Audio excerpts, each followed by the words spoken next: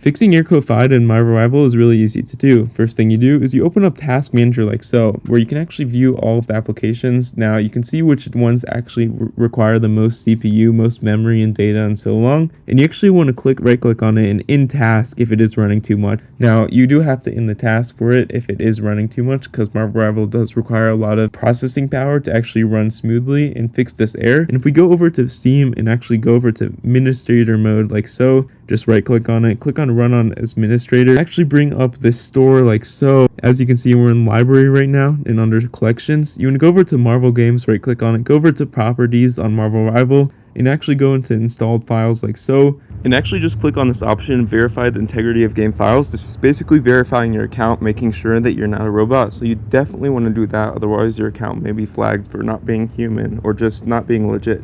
Once you've done this, you actually exit out of this mode, where from here you want to actually open up this run option, and actually, as you can see, I'm in administrator mode. You want to make sure this option's on, click on OK, and go to control panel like so on your desktop.